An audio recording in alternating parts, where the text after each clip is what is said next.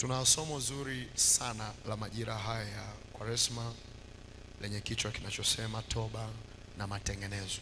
Toba na matengenezo. Hebu tuseme wote toba na matengenezo.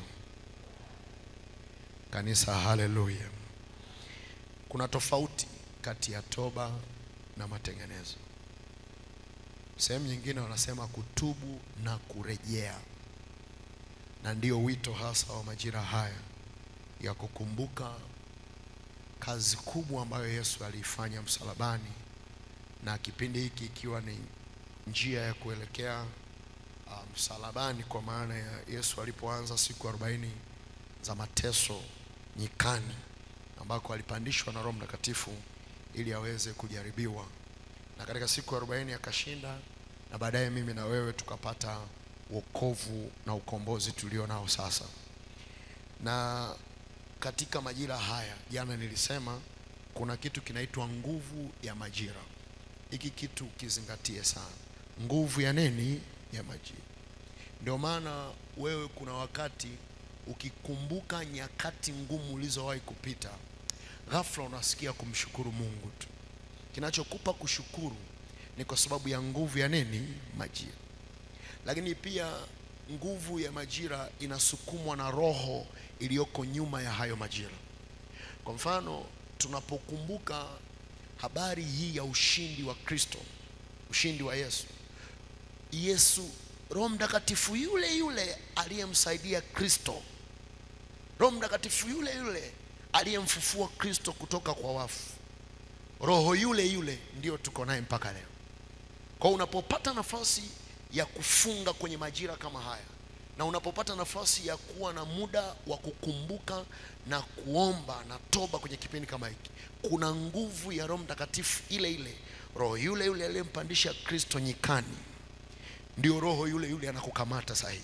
Hata kama ulikuwa uwezi kufunga, hata kama ulikuwa uwezi kuomba kwenye majira mengine, kwenye kipindi kama hiki ukijiingiza tu kwenye nguvu ya majira, roho yule yule aliyemsaidia Kristo anakusaidia na wewe. Bwana asifiwe.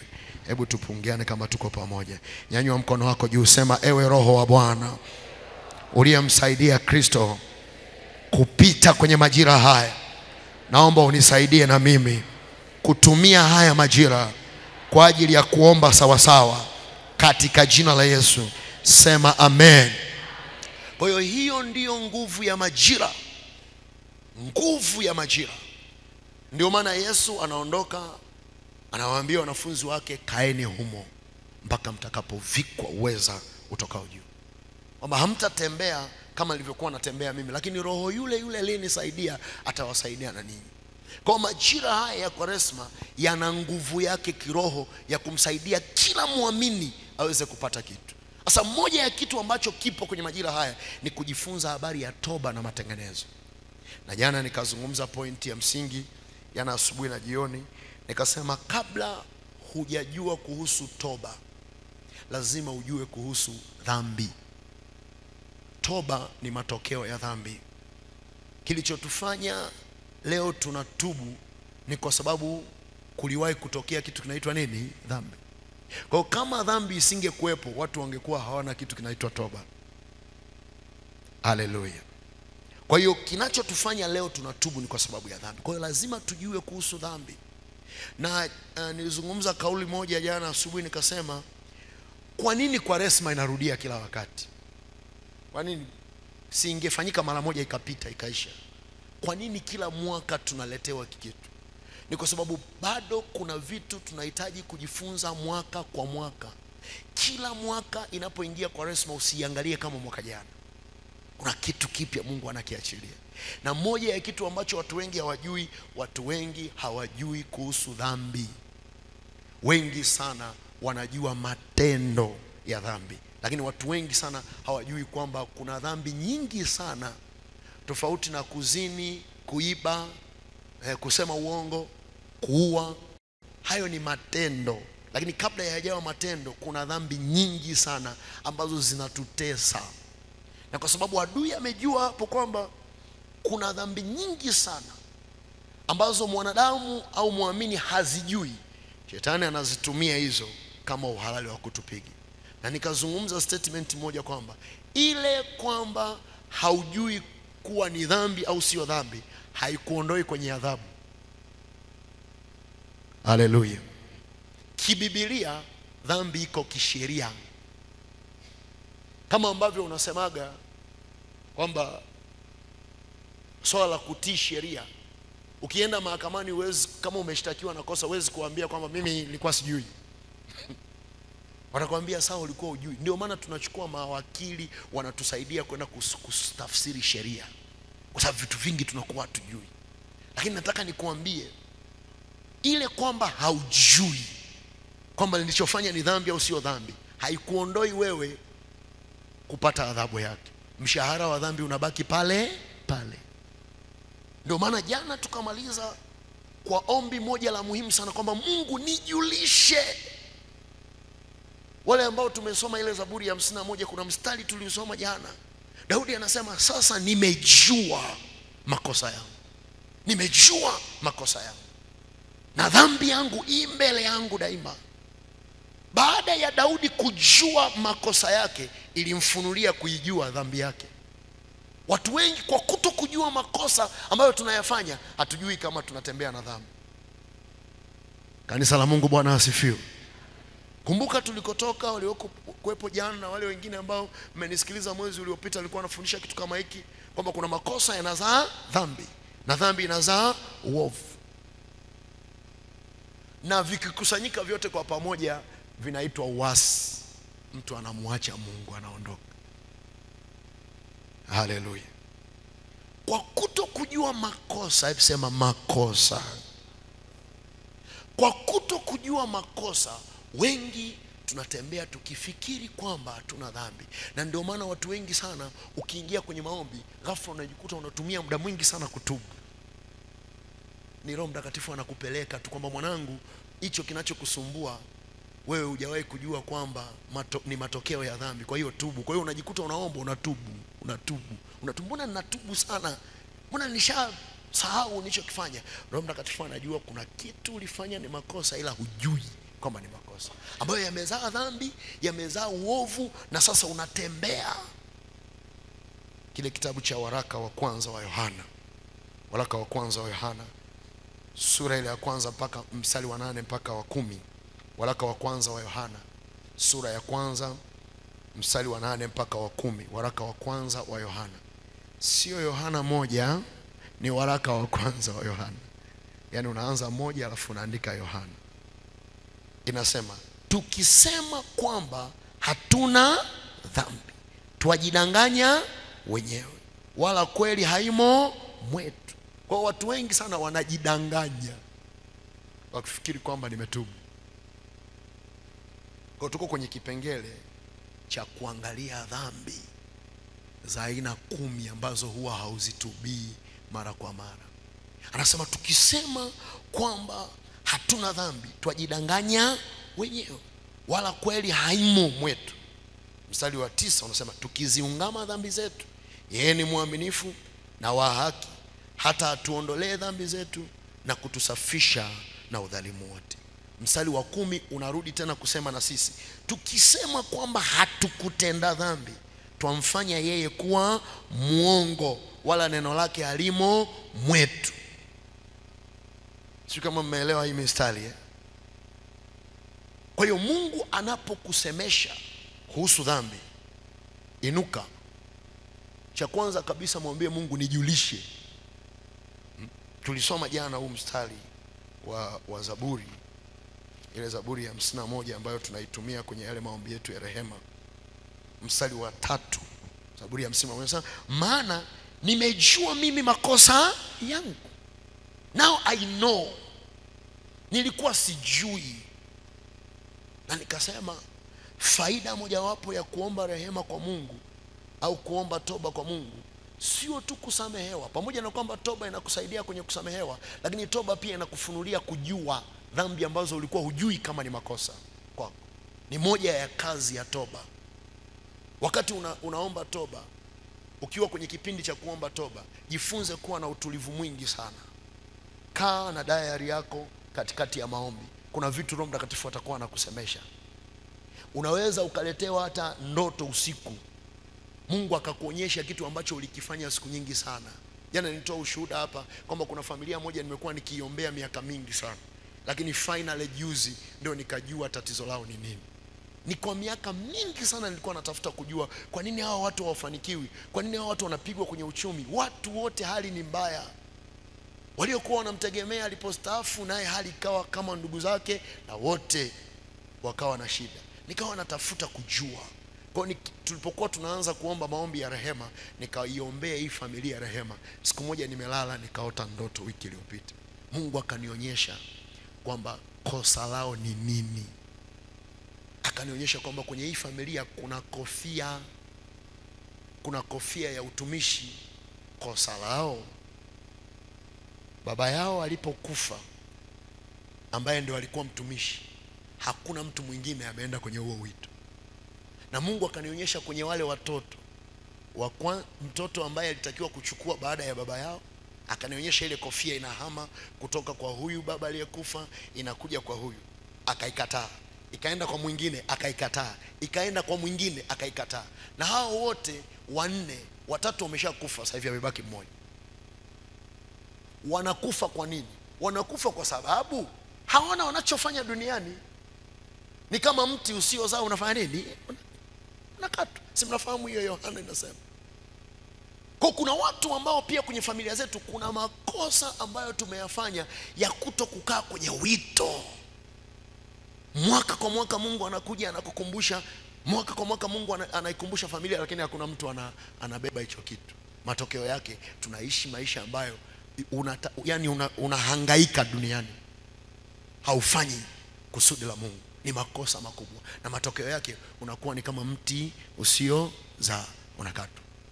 Kwa nimejua sasa ninamtafuta huyu jamaa wa mwisho ambaye amebaki mmoja na ana hali mbaya kweli kweli kiuchumi. Kila anachogusa akiendi, na kazi ya kwenda kuzungumza naye, sijui atanielewa. Roho wa Bwana ni mwaminifu. Bwana Yesu asifiwe. Mmenielewa watu wa Mungu? Kwa makosa, hebu sema makosa. Nyanyua mkono wako kwa Bwana, sema Bwana Yesu. Sema kwa sauti, Bwana Yesu, naomba unijulishe makosa ambayo sijawahi kujua kwamba ni makosa. Naomba unijulishe makosa ambayo daima yamekuwa dhambi mbele ya maisha yangu, yamesimamisha madai yanayonitesa mpaka leo. Naomba unijulishe katika jina la Yesu. Sema amen. Kwa hiyo jana tukaanza sasa kuangalia makosa ambayo ndani yake yamezaa dhambi na tulikuwa hatujui. Tulianza taratibu A, B, C, D. Kama haukuwepo basi ingia kwenye mtandao utaenda kuangalia, na zitaja tu kwa haraka. Tukasema kuna dhambi ambazo zilikuwepo kabla ya sisi, inabidi tujulishwe. Kuna makosa yalikuwepo kabla ya sisi kuwepo, inabidi tujulishwe. Ndicho ambacho wana wa Israeli walikuja kujua baadaye, baada ya kulalamika na hali yao ikawa mbaya, ndio wakaandika kwenye maombolezo. Wakati wanaomboleza wakaanza kusema baba zetu kumbe walitenda dhambi, lakini hawapo, sisi tumeachukua maovu yao. Wakaanza kusema kwa sababu walikuwa hawajui kinachowatesa ni nini. Na nikasema ya pili, kuna watu ambao hawakuwahi kujua kama ni dhambi, na kwa sababu hiyo hawakuzitubia. Hiyo ni dhambi, ni grupu lingine la dhambi ambazo hukuwahi kujua kama ni dhambi, kwa hiyo hukuwahi kuzitubia. Kingine nikasema kuna watu ambao ni mabingwa na maarufu kwa kukiri kosa lakini hawakutubu. Kukiri kosa ni hatua ya kwanza, lakini hatua ya pili unatubia ulichokikiri, kwamba nimefanya, nimejua. Ukishajua what next, unatubu, unarudi kutubu. Hilo ni kundi lingine. Kundi lingine la D nikasema ni wale ambao wanaendelea kuzifanya huku wakijua kwamba nitatubu. So, kuna mtu anafanya dhambi afanya sana nitatubu. Mungu ni mwaminifu, ukitubu mtu anakusamehe, lakini kurudia pia ni kosa linalozaa dhambi nyingine, ni dhambi ndani ya dhambi. Unasema nitatubu, lakini unarudia tena.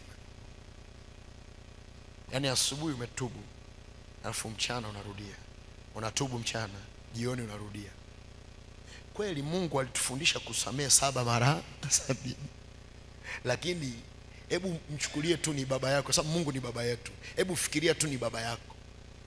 Umekuwa mtu wa makosa mara kwa mara. Unajua kabisa unachokifanya sio sawa, lakini unarudi tena. Kwa hiyo kosa lako liko hivi, sio kile ulichokifanya. Kile ulichokifanya unasamehewa kwa sababu umetubu, ila kosa lako ni kuendelea kufanya. Sijui kama mmeelewa. Bwana asifiwe. Nasema hivi, asubuhi umesema uongo, Mungu nisamehe nimesema uongo. Mchana umesema uongo, Mungu nisamehe nimesema uongo. The moment unasema Mungu nisamehe, Mungu anakusamehe. Lakini kitendo cha kurudia rudia, umefanya tendo lingine ambalo ni kosa juu ya kosa. Mungu anakusamehe hii, lakini anakutazama kama mtenda kosa, kwa sababu unafanya dhambi kwa sababu kuna toba. Ndio maana maandiko yanasema, je, tufanye dhambi kwa sababu neema ipo? Umeshawahi kuona huo mstari? Ni Warumi ngapi hiyo? Tufanye dhambi kwa sababu neema ipo. Na sisi wapendwa tulioko kwenye makanisa, sisi tunaoomba sisi sana, sisi ambao huwa tunaomba, sisi ndio tuna matatizo makubwa sana. Tunachezea neema kwa sababu unajua tu kuna kutubu. Nitatubu. Sasa leo ndio nakufunulia kitu ambacho ulikuwa hujui. Kitu ambacho wewe ulikuwa hujui ni kwamba hata ulipofanya kosa ukatubu, Mungu alikusamehe. Lakini kitendo cha wewe kuendelea kufanya kwa sababu kuna kutubu ni kosa lingine, na hujawahi kutubu. Mwangalie jirani yako usoni. Nimesema mwangalie jirani yako usoni. Si umeona? Mwambie ni kipi ambacho mwambie ni dhambi gani inayokuzinga kwa upesi. Mwangalie usoni. Anasemaje? Sasa mwambie leo ndio ujue. Mwangalie usoni, mwambie leo ndio ujue. Kitendo cha kurudia rudia ni dhambi nyingine zaidi ya unachokirudia.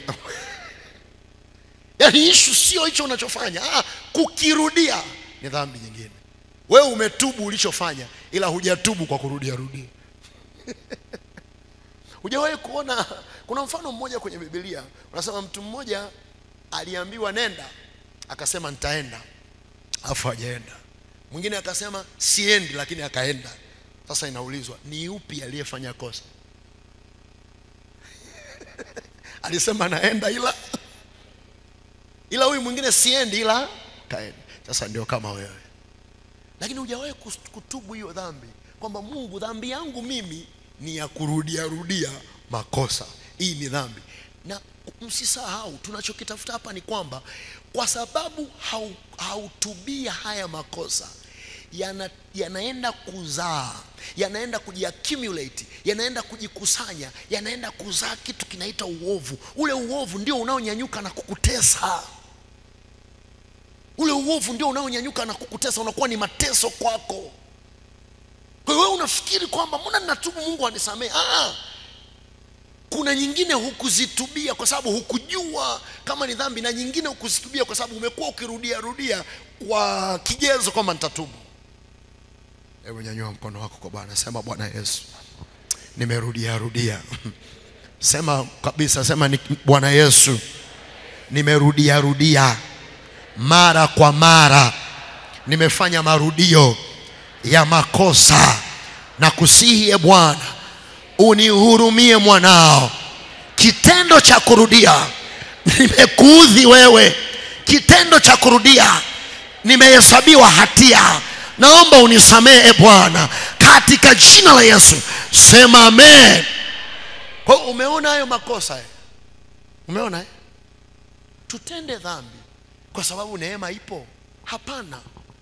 Ile kwamba neema ipo haikugarantii wewe kufanya dhambi kila wakati.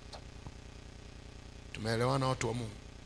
Nyingine, makosa mengine ambayo yanazaa dhambi na inawezekana hujayatubia sana ni haya: umetubu lakini hujarekebisha. Andika, umetubu lakini hujarekebisha. Umetubu lakini hujarekebisha. Very technical. Hii bwana, hii inazaa hivi. Maana yake Maana ya kutubu na kutokurekebisha, maana yake umesamehewa lakini unatembea na madai. Andika hivyo hivyo, umesamehewa lakini unatembea na madai. Nitakupa mifano kwenye Biblia.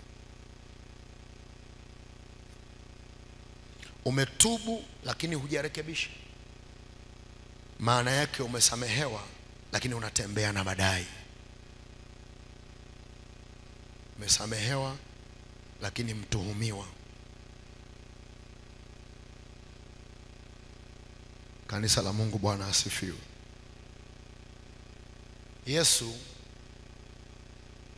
alimwambia rafiki, simama, jitwike godoro lako. Sawa. Alafu sehemu nyingine anamwambia enenda zako, usitende dhambi tena. Sasa kama ametamkiwa enenda zako usitende dhambi tena, okay, labda nijaribu mfano ambao ni rahisi sana, hata jana niliutoa hapo. Turudi kwa Kaini.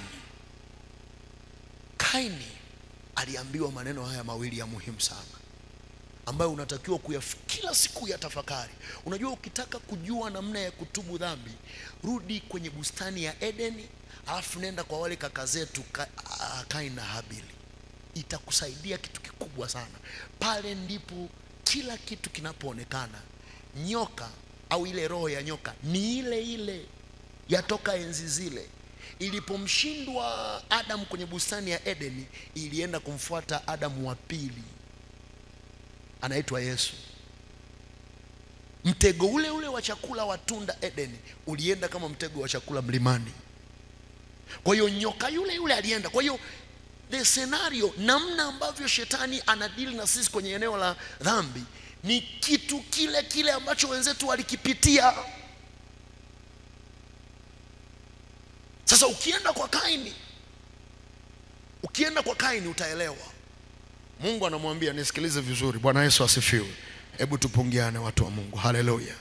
Ukienda kwa Kaini, Mungu anamwambia, kwa nini uso wako umekunjamana? Anamwambia, kwa nini uso wako umekunjamana? Hilo ni swali la kwanza. Maana kuna kosa umefanya, si ndio? Kosa la kukunjamana nini? Uso, kwa sababu ya wivu.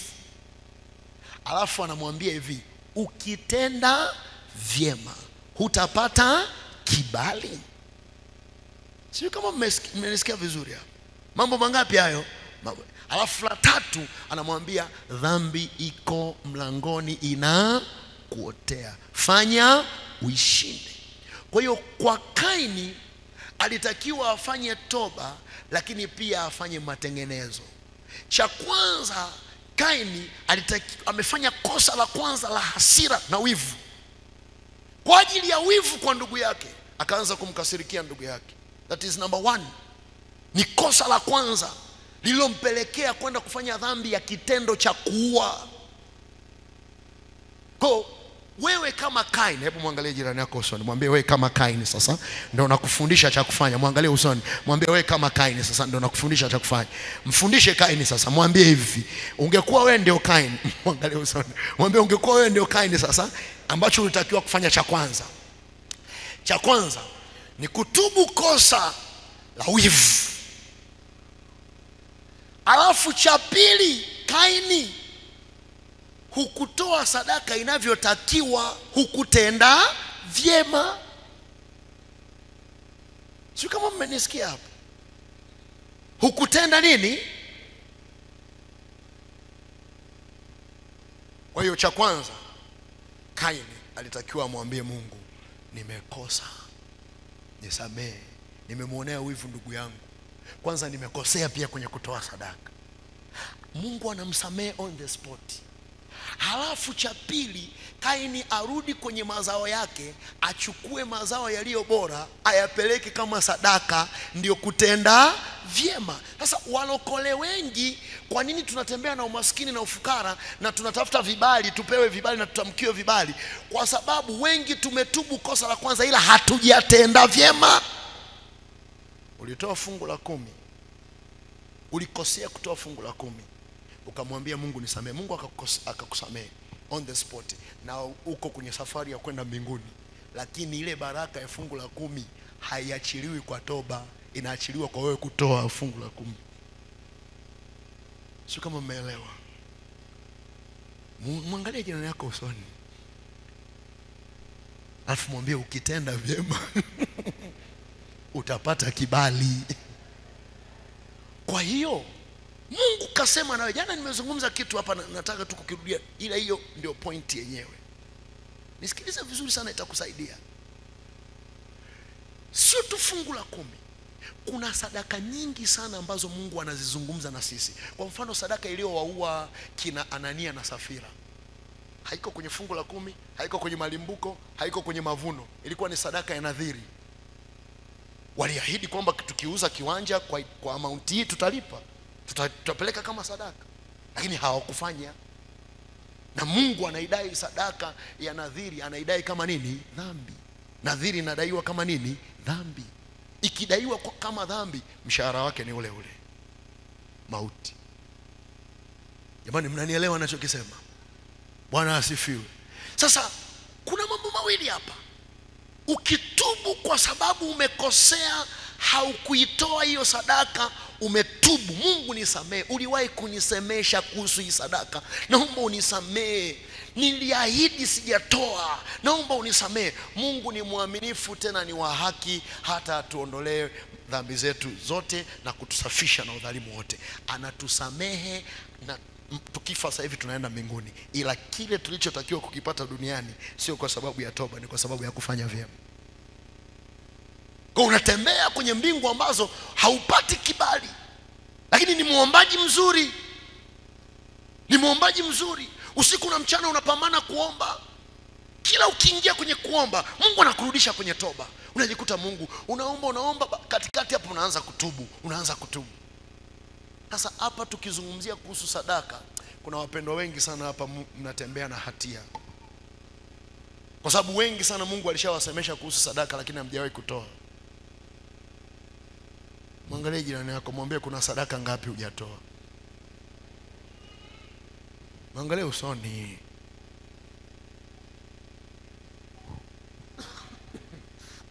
Bwana asifiwe. Ngoja niwaambie kitu. Ile sadaka ya Anania na Safira ilikuwa ina kima cha uhai. Hapa nikuulize kitu. Fedha na mtu, kipi cha thamani?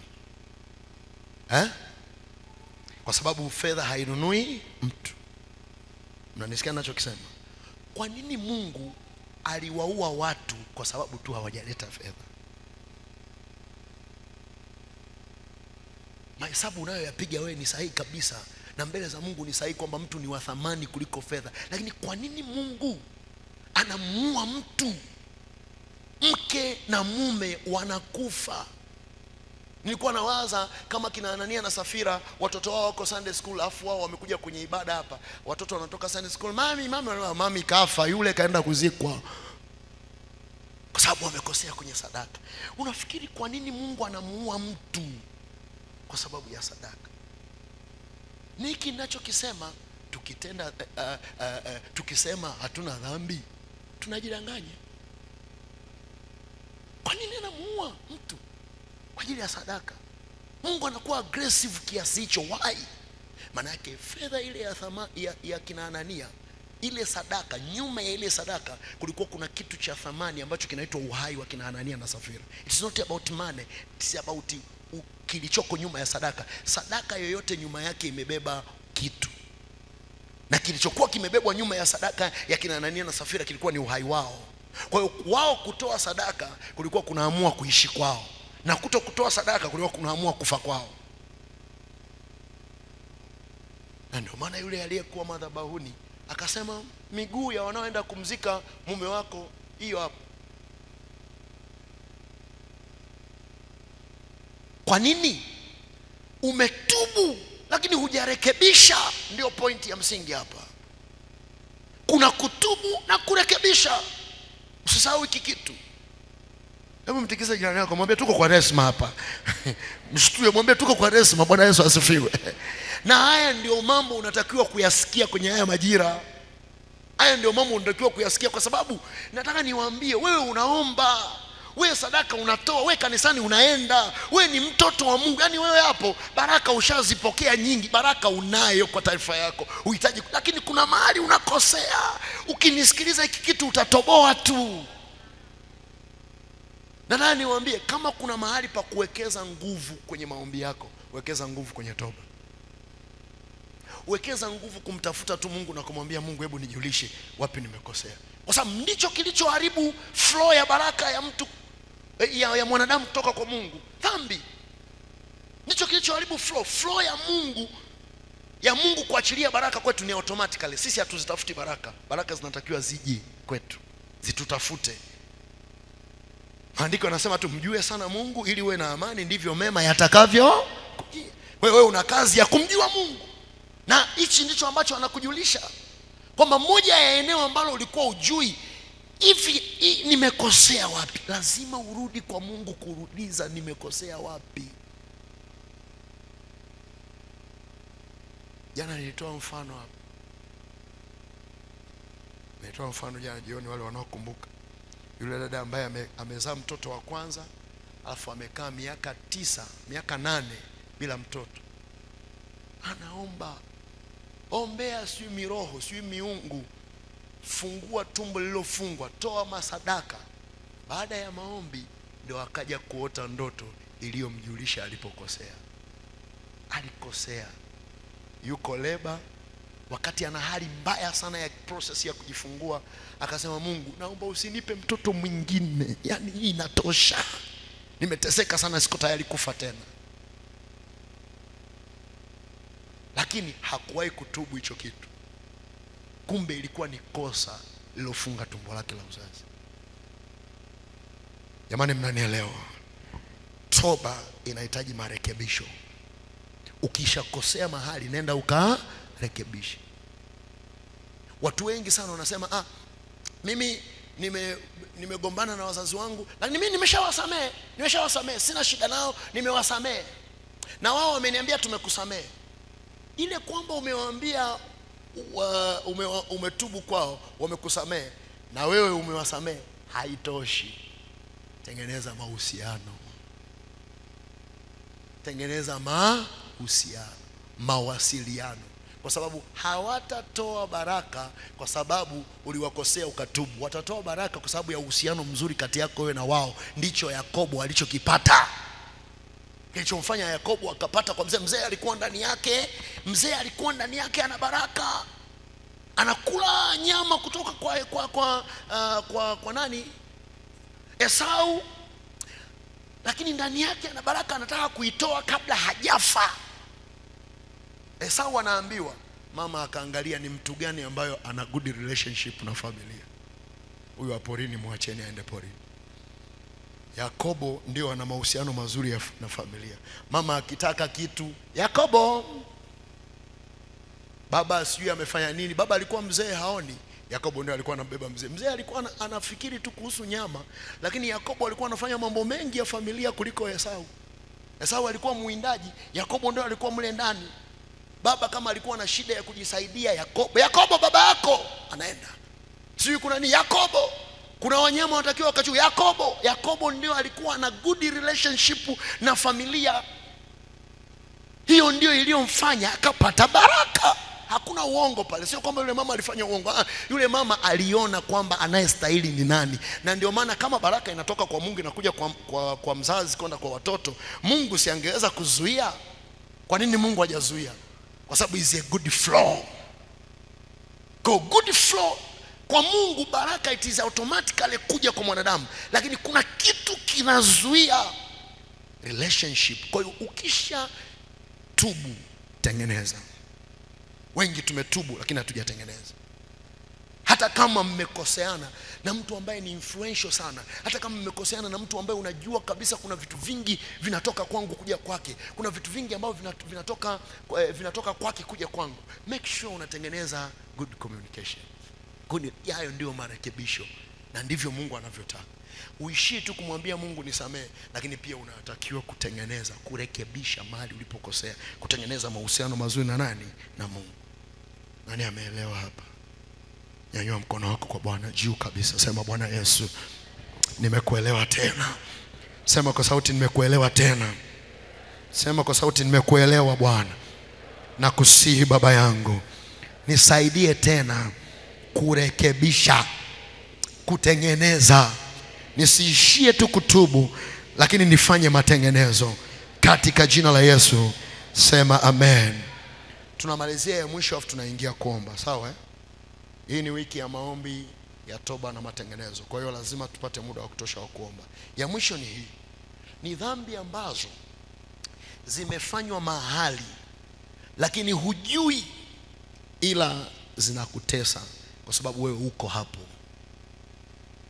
Dhambi ambazo zimefanywa mahali lakini haujui, ila zinakutesa kwa sababu wewe uko hapo. Dhambi ambazo zimefanywa mahali lakini wewe hujui, ila zinakutesa. Kwa nini zinakutesa? Kwa sababu wewe uko hapo. Nitakupa mifano. Kwa mfano, kazini, ulipoolewa, ulipooa, kwenye nyumba ulioolewa au nyumba uliooa, kwenye biashara, shamba unalolima, nyumba unayokaa, kwa wale ambao mnapanga, nafasi ulioichukua au kiti ulichokikalia, cheo. Bwana asifiwe. Bwana asifiwe. Sikilize. Nimekumbuka mfano mmoja nilipokuwa nazungumza kuhusu shamba. Wakati fulani kuna mahali fulani tulikuwa tunalima vitu, tukapata shida sana, kwa sababu unalima halafu mambo haupati kama ulivyokusudia. Kumbe waliokuwa wanalima pale, ile ardhi tayari ilishafanywa makosa mengi sana, damu zilishamwagwa kwenye hiyo ardhi. Sasa sisi hatujui, tumeenda tu tumeanza kulima. Huo ndio mfano.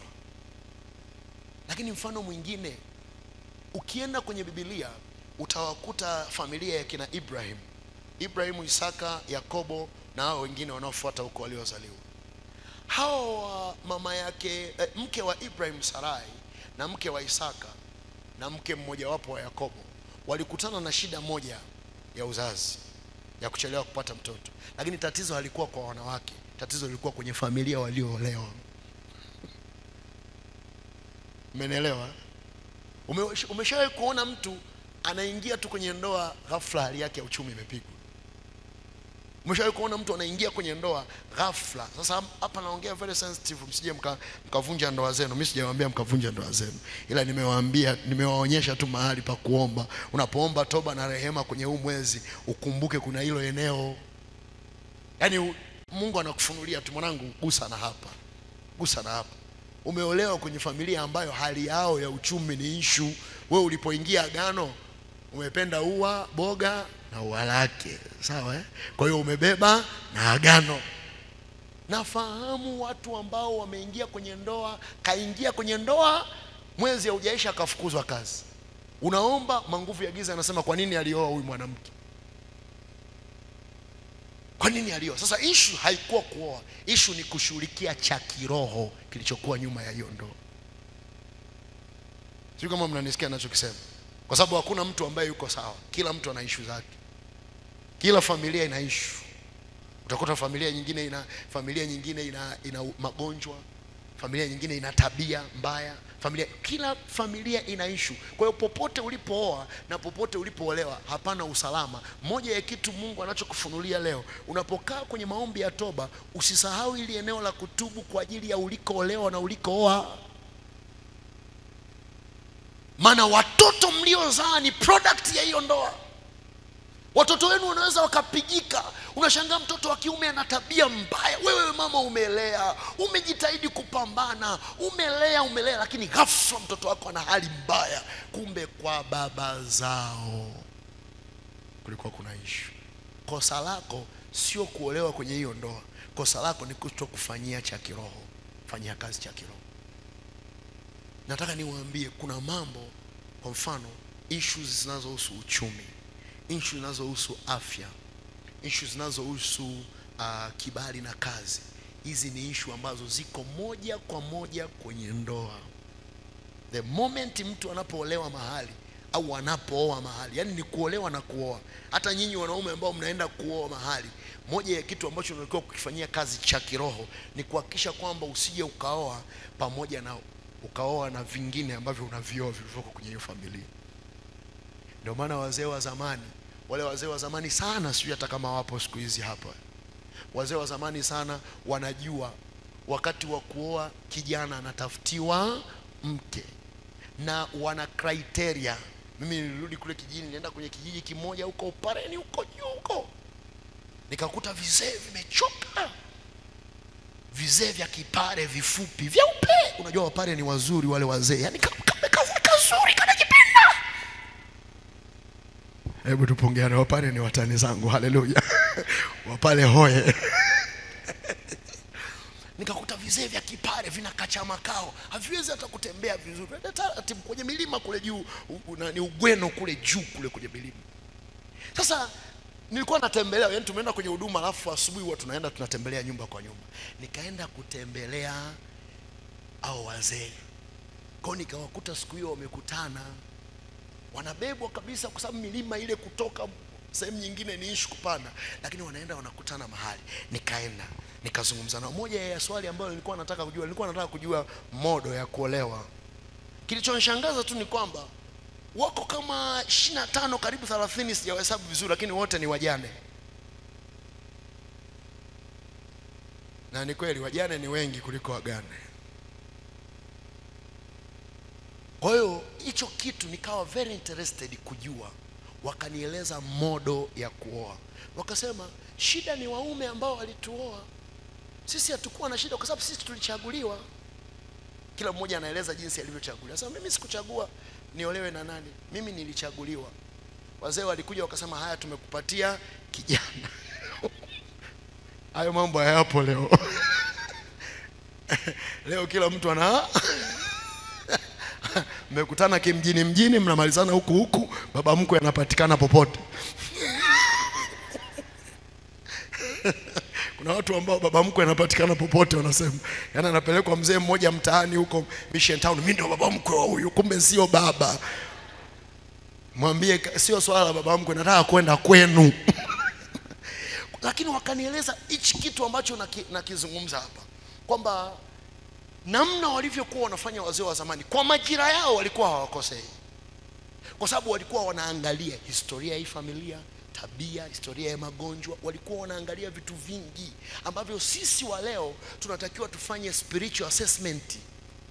Wao walikuwa wanafanya family assessment kwa kujua nani ni nani, ni mtoto wa nani ambaye yuko vizuri, ni mtoto wa nani ana akili, tutapata, yani huyu tukimweka kwenye familia yetu tunaingiza tatizo au tunaingiza kitu cha walikuwa wanaangalia wazee. Sasa wewe unatakiwa kufanya hivyo kiroho, kwa sababu hutampata aliye kamili, haitatokea. Ila kiroho unatakiwa kufanya spiritual assessment. Sio kwamba tu kwa sababu anaomba sana, sio kwamba tu anakuambia ameokoka. Hiyo ni kigezo namba moja kwa mliookoka kupata waliookoka, lakini nyuma ya aliyeokoka kuna issue. Unaweza ukapata mlokole mbea, ila ni mke mlokole. Mlokole mvivu. Umeelewa ninachokisema? Hiki ni kitu cha muhimu sana. Mahali ulipoolewa, mahali ulipooa, unaweza ukaingia kwenye familia ambayo tayari ina madai ya damu. Unashangaa unabeba mimba zinaharibika, kwa sababu ulikoolewa wenzio wameshauaga, wana madai ya damu. Mahali unapoenda kulima, mahali unapoenda kufanya biashara, unaweza kukuta hilo eneo tayari wenzio walishakosea. Mahali unapoenda kuishi, kwa Dar es Salaam tulienda kuomba kwenye familia moja, wamepanga nyumba kubwa sana kule maeneo ya Masaki. Kumbe mwenye nyumba alishaikabidhi ile nyumba kwenye miungu mingine siku nyingi, na akasema kila atakaye kukaa ndani, yani lazima awe chini yetu sisi. Naenda kuomba wale watu, sijui kwenye msingi wameweka makaratasi gani yameandikwa lugha za kutoka kulia kwenda kushoto, simnaelewa ninachokisema. Tayari nyumba iko kwenye agano lingine, lakini ila hawajawahi kusimama wakafanya hayo maombi. Kwa ile concept tunayopataga ya kusema nataka nitakase, nataka kutakasa hii nyumba, nataka kutakasa hii kitu, usisahau sio kutakasa. Kutakasa ni jambo moja. Ukisoma ile Zaburi ya 51 kuna sehemu anasema unitakase, unioshe kwa hisopo. Hiyo ni namba moja. lakini kuna kuomba rehema, kuna kuomba toba. Yani kuna uovu, kuna makosa, kuna yani uende na vile vipengele, kwa sababu kila kimoja kinajitegemea. Kutakasa ni jambo lingine kabisa, watu wa Mungu. Kanisa la Bwana, Bwana asifiwe sana. Kwa mfano umenunua gari. Mwaka fulani nilinunua gari. Ile gari ilikuwa iniue, kwa sababu siku naitoa tu nilipoichukua, kabla hata namba hazijawekwa vizuri, nimewekwa chassis number, nilienda nikapiga gari nyingine, bonge la ajali, kapasuka, haina insurance, haina nini, kapata hasara kubwa sana. Nakuja kuangalia ile gari hapa chini kwenye kadi, kumbe ni gari walipoileta walishaikabidhi kwenye miungu mingine. Sasa wengi mnafanya hivi, mnaitakasa, mnaitolea sadaka, ni sawa, ni jambo zuri, lakini kumbuka kuomba rehema na toba kwa ajili ya hicho kitu ulichokipata, kwa sababu sasa kinakuwa sehemu ya maisha yako. Kama ni ardhi umeinunua, inakuwa ni sehemu ya maisha yako. Mimi nafahamu watu ambao aliponunua ardhi ndio mwanzo wa matatizo ulipoanzia. Kanisa la Mungu, Bwana asifiwe. Kwa kuna dhambi ambazo hujazitubia, ziko mahali zina madai. Kuna ofisi umeingia, hiyo ofisi ilishakabidhiwa. Kanisa, haleluya. Imeeleweka watu wa Mungu? Kwa hizi hapa zimefanywa mahali tu, ila wewe hujui na bado zinakutesa. Umekaa kwenye nafasi hujui, unateseka tu kwenye hiyo nafasi. Nataka tupate nafasi ya kuomba hizi mbili hizi, nataka tupate nafasi ya kuziombea. Mmenielewa watu wa Mungu? Nataka tupate nafasi ya kuziombea hizi. Toba, mwambie jirani yako toba. Mwangalie usoni, mwambie toba. Nimezungumza vitu vingi vinakupa upana wa kuomba. Utakapoingia kwenye toba, wewe utaishia tu kuomba juu, una vitu vingi vya kupita navyo kwenye toba. Ndio maana ya haya maelezo mengi na mifano na nini. Roho Mtakatifu ni mwaminifu sana, anataka watu wengi zaidi waweze kuingia kwenye toba na kushughulika na vitu vingi zaidi. Unajua, ndio maana hata kanisa likijengwa mahali wanakuja kuweka wakfu kiwanja. Hata makaburi ya kuzikia wapendwa yanawekwaga wakfu, ardhi ya kuzikia watu. Ikijengwa ofisi ya kanisa inawekwa wakfu. Kuwekwa wakfu sasa, wao kidini tunasema ni kuweka wakfu, lakini kimsingi kiroho ni kupafanya pale mahali pawe upande wetu. Ndio maana yake. Sasa kupafanya mahali pawe upande wako ni pamoja na kutubu juu ya kilichofanyika kwenye lile eneo. Haitoshi tu kulitakasa, lakini kutubu, kwa sababu kilichofanyika kinakufanya na wewe kuwa sehemu ya mashtaka. Unahukumiwa. Umeshawahi kuomba toba kwa ajili ya shule ya mtoto anayosoma? Sio kama wale wazazi wako hapa waliniletea mtoto mwezi uliopita. Hawapo. Na wazazi waliletea mtoto mwezi uliopita, ghafla shule nzima watoto wanatetemeka miguu. Watoto wote, sio form 1 form 2, anasema walikuwa sio wanazunguka shule, ghafla watoto hawezi kutembea, yani hivi, ila akikaa mzima. Hospitali wamepima kila kitu, hakuna ugonjwa wowote, wanatetemeka hivi. Hawezi kutembea. Nimeletewa pale kanisa la Anglican, wanatetemeka hivi, wanatetemeka. Nikasema hapa kuna issue. Kwanza tuombe upande wenu na upande wa shule, kwa sababu Biblia imesema tutakanyaga tutakula vya kufisha vita tuzuri. Lakini pia tumeambiwa tutamkanyaga nyoka, si ndio? Kwa nini uingie mahali kwenye matatizo na matatizo kupate? Lazima kuna issue kwako kwanza. Kwa kabla hujashughulikia, tuanze kwako. Kwa nikawaongoza sala wale baba na mama, nikawaongoza sala, maombi, tukaomba, alafu tukaombea rehema shule,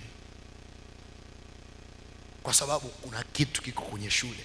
Maana wanasema sio mara ya kwanza. Yule mtoto yuko form 1, lakini anasema watu tulipokuwa sio form 1, watu sio form 4 nao walipatwa na tatizo hilo hilo. Na huyu baba anasema hawakuwa wameambiwa. Kwa nini shule haijawaambia? Anasema hawakuwa wameambiwa, si Jumamosi wameenda ndio wakakuta hilo tatizo. Yaani design fulani shule walikuwa wanangangania, waache tu. Maana yake kuna siri wanaijua. Lakini mtoto anaweza akaenda shule, na hiyo shule, kwa sababu wewe mzazi unaombaga tu, haufanyi toba kwa ajili ya iliyofanyika kwenye shule ya mtoto, mtoto akaenda kukutana na kitu cha ajabu sana hapo shuleni. Badala ya kutoka na degree kama ni chuo kikuu, badala ya kutoka na cheti, anaweza akatoka na cheti cha makaratasi, lakini akatoka na kitu kingine cha ajabu sana. Ndio maana ya haya majira ya toba. Hakikisha unatubu mpaka shule watoto wanayosoma, vingine utajiongeza mwenyewe. Simama.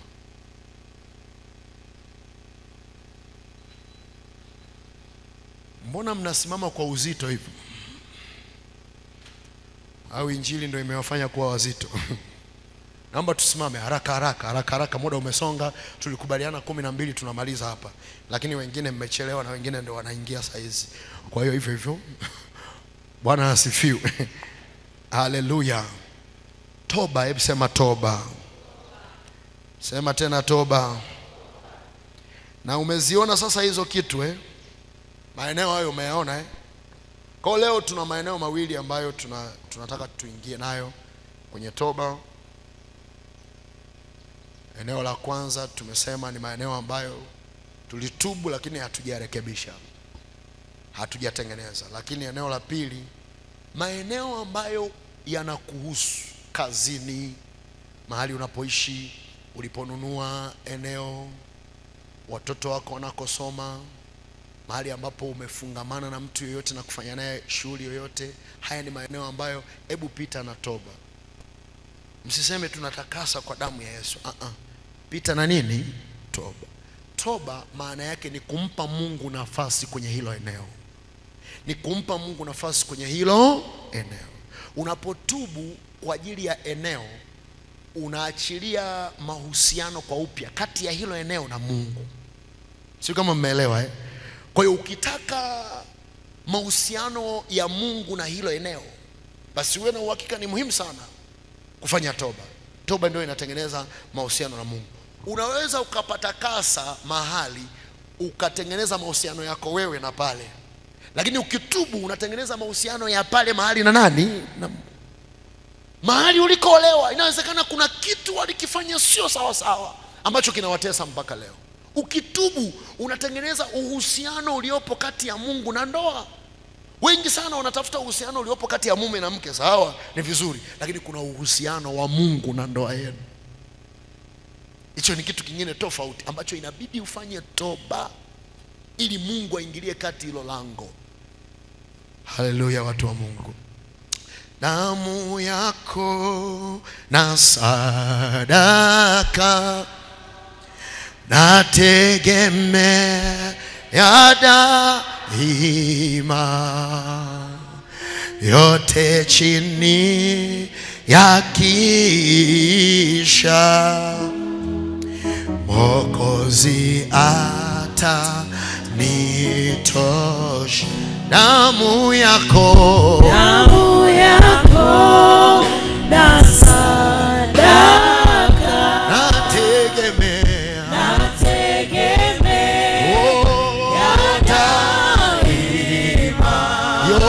chini ya kisha Mwokozi atanitosha. Inanena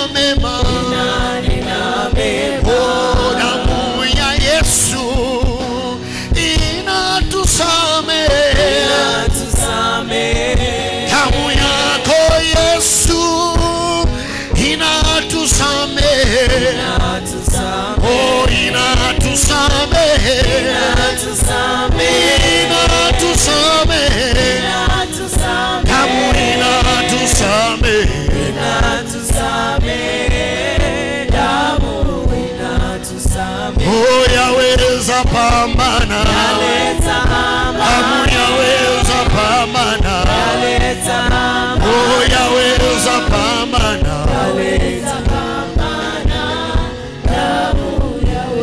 sema inanena mema, oh inanena mema, inanena mema, oh inanena mema,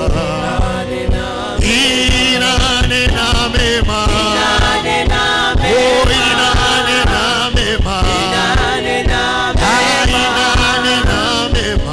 inanena mema, nyanyua mkono wako wa toba kwa Mungu aliye hai. Sema Bwana Yesu, sema kwa sauti, Bwana Yesu, mbele ya uso wako hakuna ambacho, sema hakuna ambacho kimefichika mbele ya uso wako. Kila ambacho kimewahi kufanyika tayari kiko wazi. Jioni hii ya leo, mimi mwanao, kwa rehema zako nyingi, kwa upendo wako mwingi, ninaijia madhabahu yako katika majira haya kwa ajili ya dhambi. Sema kwa ajili ya dhambi ambazo nilidhani hazikuwa dhambi, lakini mshahara wake umeendelea kututesa miaka na miaka. Mbele ya uso wako, Mungu uliye hai, sema mbele ya uso wako, Mungu uliye hai, ninakuja kwa moyo wa toba.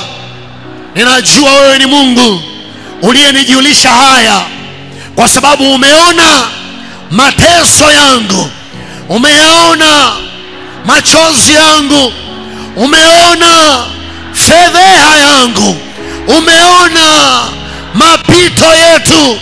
Jioni hii ya leo, mbele ya uso wako, Baba wa rehema, samehe Bwana. Inawezekana kuna dhambi ambazo nimekuwa ninakiri tu, lakini sijatubu kwako.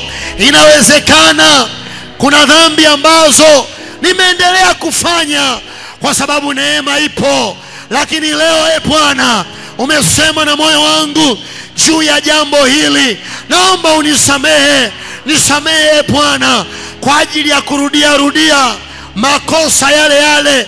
Ninaomba unisamehe, nisamehe Bwana, nisamehe Bwana kwa kuidharau neema, kwa kuidharau neema. Nisamehe Baba, katika damu ya Yesu, katika damu ya Yesu uyafute makosa yangu katika damu ya Yesu. Baba wa rehema, kuna dhambi ambazo nimetubu tu, lakini sijatengeneza, lakini sijarudi kwako kwa ajili ya matengenezo, kwa ajili ya kurudi kwa upya, kwa ajili ya kutengeneza kwa upya, kwa ajili ya kurekebisha kwa upya. Mungu uliye hai, jioni ya leo niangalie Bwana kwa ajili ya marekebisho, kwa ajili ya matengenezo. Nisamehe Bwana, Baba wa rehema, mahali popote ambapo mimi mwanao, sema mimi mwanao, ninahusika kwa namna yoyote ile, kwa namna yoyote ile. Yesu wa rehema, kwa habari ya ofisi yangu, inawezekana iko dhambi inayotesa ofisi, iko dhambi inayotesa biashara, iko dhambi inayotutesa. Yesu uliye hai, samehe Bwana, tusamehe wanao kwa damu ya Yesu Kristo. Hebu pata nafasi ya kutubu, pata nafasi ya kutubu, pata nafasi ya kutubu, pata nafasi ya kutubu. Kumbuka familia ulikoolewa, familia ulikooa. Kumbuka mahali unapofanya kazi, wale ambao ni mahali pa kazi, ombea rehema na toba kwa ajili ya mahali pako pa kazi. Mwambie Mungu samehe kabisa kwa damu yako ya thamani. Usiombe kilegevu namna hiyo.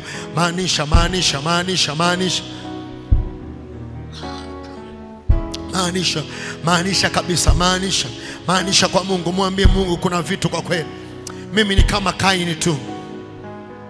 kuna vitu ambavyo sijavifanya sawa sawa. Kuna mahali ambapo nimekosa kibali Mungu, kwa sababu tu nilitubu lakini sijarekebisha.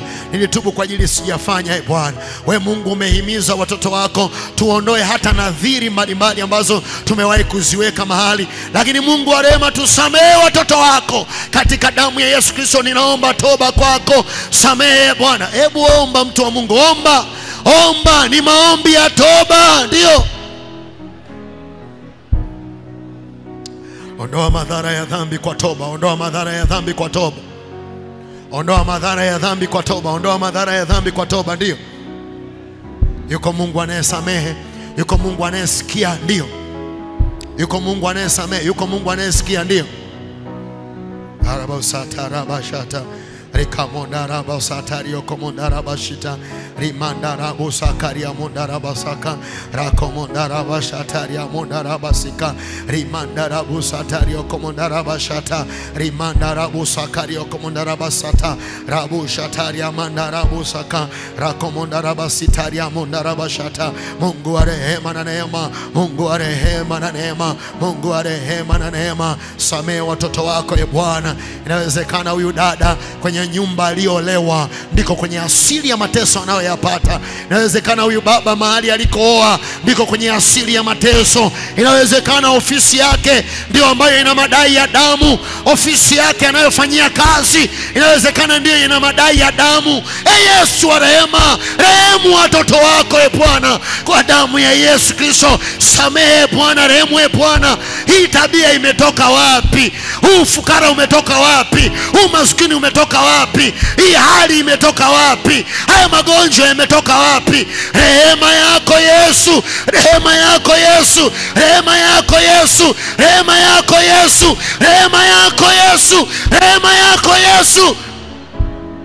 Omba, omba mtu wa Mungu, omba, omba kabisa. Ndio, omba, omba, omba toba kwa Bwana.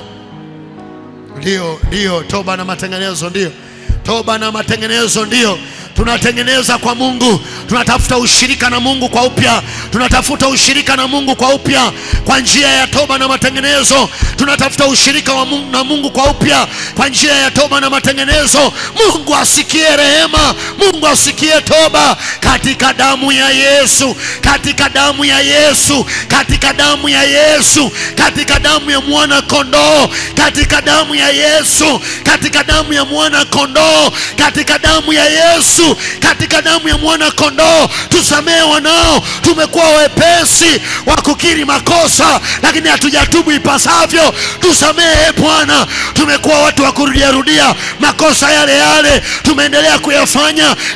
Yesu tusamehe, Yesu turehemu, Yesu tusamehe, Yesu turehemu. Ndio, fanya toba, fanya toba.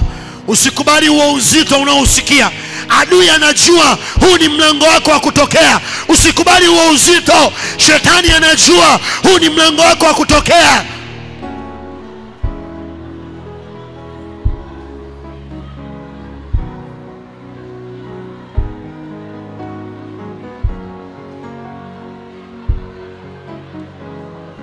Yes. Yes. Mahali ulipoolewa, mahali ulipooa, mahali ulipoolewa, mahali ulipooa,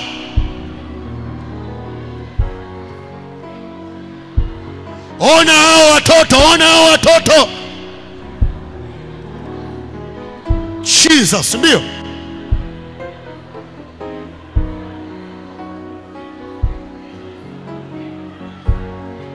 Mungu samehe, Mungu samehe, Mungu samehe. Tunaongea tu kawaida hapa, lakini ukweli familia zinateseka, watu wanateseka. Mungu, watu wanateseka kwenye mambo mengi. Baba, tumerudi kwako kwa toba. Tuangalie wanao katika majira haya. Tumerudi kwako kwa toba. Tuangalie wanao kwenye haya majira. Tusamehe watoto wako kwenye haya majira. Tusamehe, tusamehe Bwana kwa rehema yako. Tusamehe Bwana kwa rehema yako. Tusamehe Bwana kwa rehema yako. Tusamehe Bwana kwa rehema yako. Tusamehe Bwana.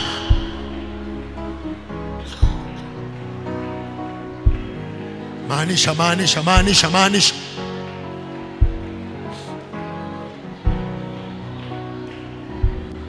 Mwambie Mungu nisamehe. Nimeichezea neema. Nimeichezea neema. Kwa sababu neema ipo, hainipi garantia ya kufanya dhambi. Nimekuwa mtu wa kurudia makosa. Nimekuwa mtu wa kufanya na kurudi.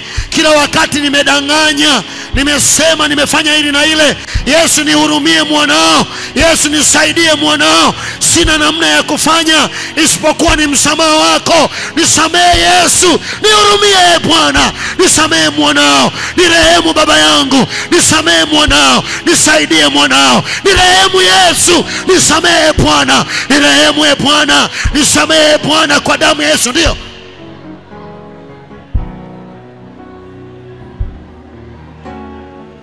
Simama uombe, simama uombe, simama uombe. Simama uombe, usikubali uchovu. Ndio. Endelea kuomba toba. Ndio. Iko neema, ndio. Iko neema kubwa katikati yetu. Ndio.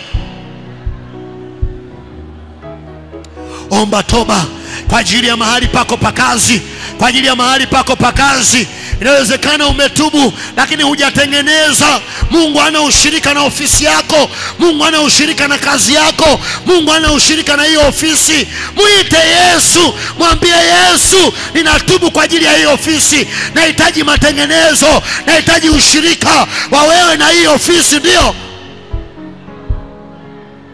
Yes, ndio. Yes, ndio.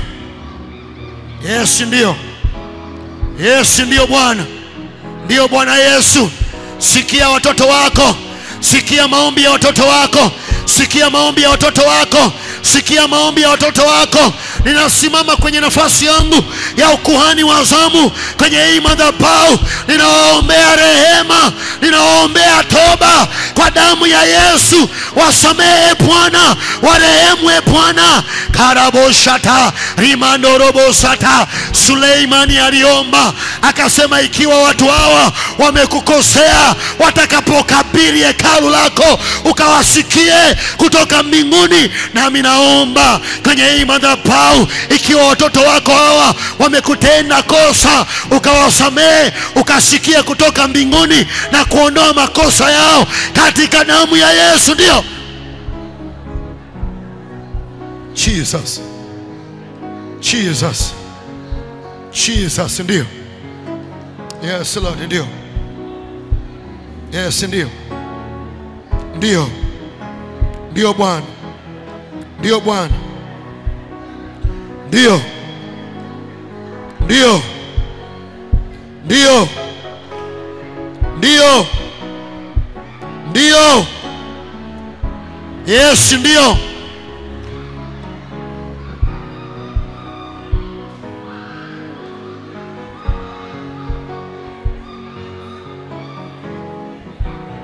Yes, ndio.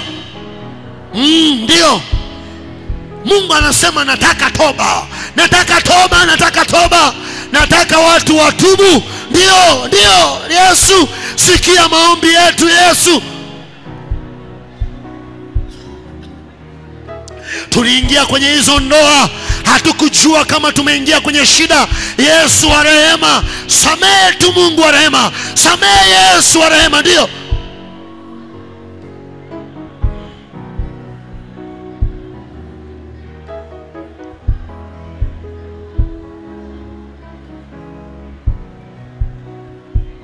Simama kama umekaa. Simama kama umekaa. Naomba usimame. Ninakukatisha lakini naomba usimame. Nataka tuombe maombi ya akiba yatakayokusaidia hata baada ya ibada hii. Uendelee kuomba. Maombi yetu ni chain. Unaomba sasa alafu uende ukaendelee kuomba. Hapa tuna limited ya muda, tuna limit ya muda. Kwa hiyo tutamaliza hapa, lakini Mungu akusaidie uweze kuendelea kuomba mpaka tutakapoonana tena kesho. Nyanyua tu mkono wako tumuombe Roho Mtakatifu atusaidie. Nyanyua tu mkono wako tumuombe Roho Mtakatifu atusaidie. Nyanyua mkono wako tumuombe Roho Mtakatifu atusaidie. Sema Roho wa Bwana. Bado sema Roho wa Bwana. Naomba unisaidie tena. Baada ya hii ibada, ndani yangu weka kiu ya maombi zaidi. Nikiwa njiani, niwekee kiu ya toba. Usiku wa leo niwekee kiu ya toba. Sema, Bwana Yesu, na kuhitaji pale nyumbani kwangu nitakapolala leo. Nahitaji nguvu ya rehema. Nataka kuomba zaidi ya hapa. Ninamaliza hapa leo, lakini baada ya hapa nikumbushe tena, niendelee kuomba, nisije nikaishia hapa, katika jina la Yesu. Amen. Naomba unisikilize. Bwana Yesu asifiwe. Nimesema Bwana asifiwe.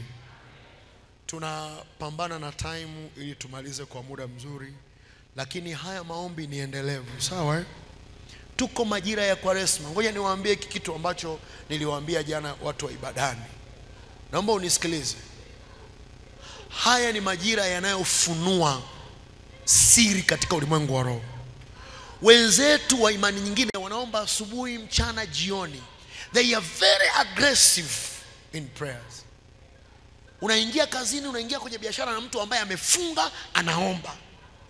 Wewe usiombe mara moja hivi afu kakimbia. Ndio maana Mungu amefungua hii kitu. Tuko kwa Kwaresma hii mpaka Pasaka. Yaani hapa ndio mwendo umeanza, sawa? Kama hiyo wiki iliyopita, wiki mbili zilizopita za Kwaresma ukupata nafasi ya kuomba, hivi sasa Mungu amefungua ile lango kwa ajili ya kuomba. Kwa hiyo tutaomba hapa, tutaomba wiki hii, wiki ile inayokuja, wale ambao tunakutana kule maeneo yetu, tutaendelea mpaka wiki ya Pasaka. Yaani safari ndio imeanza. Umepata mahali ambapo jioni unaenda kuomba, sawa? Wenzio wanaomba asubuhi, usiku, mchana, jioni. Wenzio wanaomba, wanajiaminisha kwa Mungu wao. Wewe usije kwa kubipu tu ukakimbia juu juu. Ukitoka hapa, pata muda usiku at least 1 hour, omba. Omba. Mimi namaliza hapa usiku, napata muda naomba. Please pray. Na Mungu ameshakuonyesha kuna vitu hapa Mungu ametufunulia. Kumbe mahali nilikoolewa, kumbe mahali nilikooa. Wale ambao hamjaolewa na kuolewa, mahali pa baba yako na mahali pa mama yako. Wale ambao mnafanya kazi, mahali pako pa kazini. Yaani wewe hata kama uliwahi kuomba, ili mradi Mungu amemention hichi kitu tena, kuna kitu hujakifanyia kazi. Ili mradi Mungu amesema tena leo, kuna mahali hujafika bado. Mungu anataka kukusaidia. Kwa hiyo please, naweka msisitizo huo.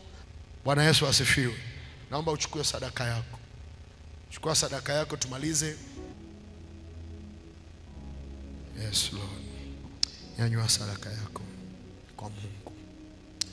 Zawadi gani mimi nitamtolea Bwana?